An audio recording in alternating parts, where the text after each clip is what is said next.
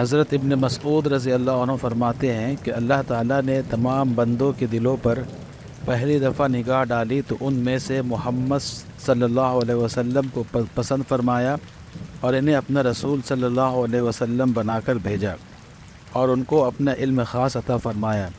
پھر دوبارہ لوگوں کے دلوں پر نگاہ ڈالی اور آپ کے لیے صحابہ رضی اللہ عنہ کو چنا اور ان کو اپنے دین کا مددگار اور اپنے نبی کی ذمہ داری اٹھانے والا بنایا۔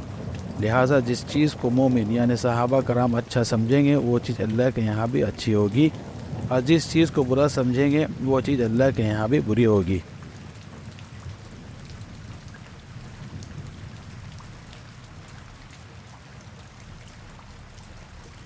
اللہم صلی علی نبینا محمد۔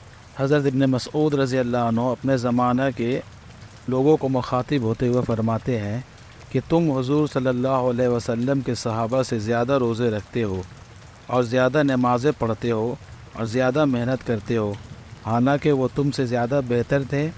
لوگوں نے کہا اے ابو عبد الرحمن، یہ ابن مسعود رضی اللہ عنہ کی کنیت ہے، وہ ہم سے کیوں بہتر ہے؟ تو انہوں نے فرمایا اس لیے کہ وہ تم سے زیادہ دنیا سے بے رغبت اور آخرت کے تم سے زیادہ مشتاق تھے۔